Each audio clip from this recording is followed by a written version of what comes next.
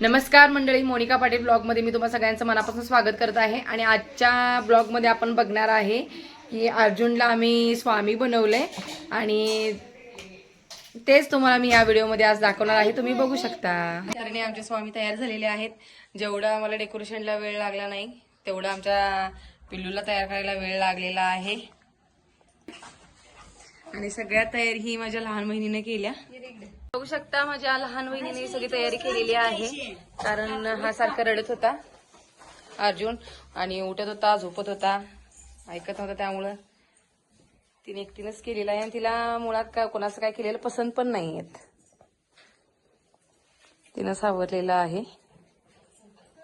छान अशी स्वामींची प्रतिकृती काढल्या. आमची शिवानी चित्र छान काढत्या. हे आम्हाला डायग्राम शिवानीने करून दिलाय सगळा. आणि त्यानंतर हे सगळं लावलेलं आहे. गहू, त्यानंतर फुलं, हरभरे हे सगळं लावलेलं आहे. ते आमच्या आयुष्यानं लावल्या.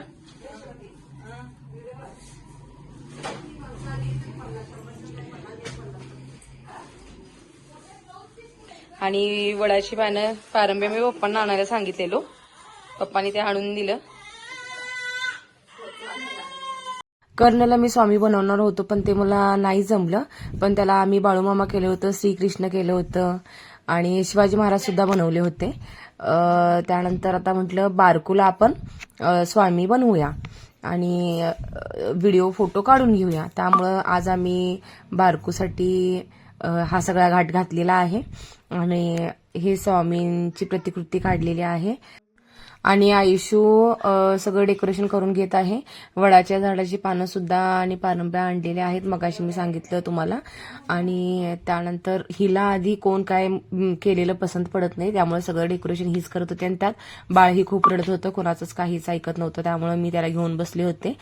आणि तेवढ्यातच फ्लिपकार्टचं एक पार्सल आलं आणि मम्मी आमची खुश झाली. मम्मीचा आनंद आमच्या ढगात मावना झालता. आणि मम्मीसाठी आम्ही कीपॅडचा मोबाईल मागवला होता. मम्मी माझी जास्त शिकलेली नाही आहे, त्यामुळे तिला अँड्रॉइड फोनचं काही कळत नाही. त्यामुळे तिला कीपॅडचाच फोन घेतलो आम्ही. पहिला तिचा होता तो खराब झाला होता आणि दुसरा आम्हाला घेऊन द्या म्हणत होती. मग आम्ही घेतला फायनली. ते आज पार्सल आलं आणि त्याचाच एक छोटासा क्षण आनंद म्हणून मी हे रेकॉर्ड केलं होतं. तुम्ही बघू शकता तिला किती आनंद झालाय. आणि ती म्हणत होती माझा व्हिडिओ करा. मग केला आणि तुमच्याशी शेअर करतोय. त्यानंतर बारकूचा आम्ही शूटिंग करायला सुरुवात केली. तो एका साईडला झाला. आम्हाला वाटत होतं तो डब पडेल पण नाही पडला.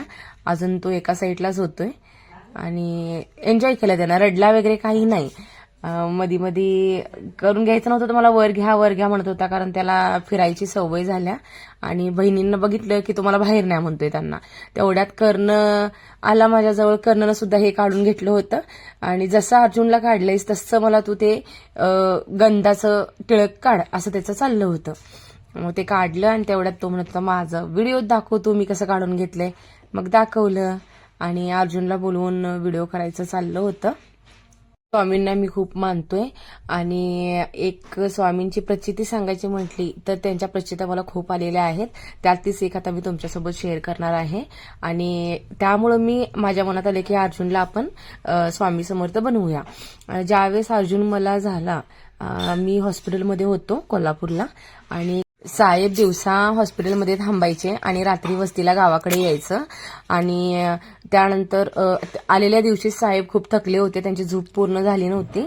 मग त्यानंतर त्याच्या दुसऱ्या दिवशी सकाळी साहेब येत होते हॉस्पिटलकडे. आणि येत असताना कागलच्या हायवेवरती पुढून गाडी आली, पाठीमागून गाडी आली आणि ह्यांना काही समजलं नाही मी काय करू. ब्रेक मारायचा की गाडी साईडला घ्यायची काहीच कळत नव्हतं. आणि एकदम ब्लँक झालो म्हणत होते ते. आणि तेवढ्यात काय चमत्कार झाला, माझी गाडी आपोआप साईडला येऊन मी साईडच्या रस्त्यानं निघालो. मलाच काही समजलं नाही की हा चमत्कार कसा झाला. हे सगळं माझ्या स्वामींची कृपा आहे आणि हे सगळं माझ्या स्वामींच्यामुळे झालंय. कारण माझा स्वामींच्यावरती खूप विश्वास आहे आणि माझ्या स्वामींनीच ही प्रचिती घडवून आणल्या. स्वामींचे भक्त जर अडचणीत असतील तर स्वामी त्यांना कधीच एकटं सोडत नाहीत. आणि भिवू नकोस मी तुझ्या पाठीशी आहे असं स्वामी म्हणतात, ते खरंच आहे. असेच नवीन नवीन व्हिडिओ पाहण्यासाठी माझ्या चॅनेलला सबस्क्राईब करा, व्हिडिओला लाईक करा, शेअर करा आणि कमेंट नक्की करा. चला बाय बाय, धन्यवाद.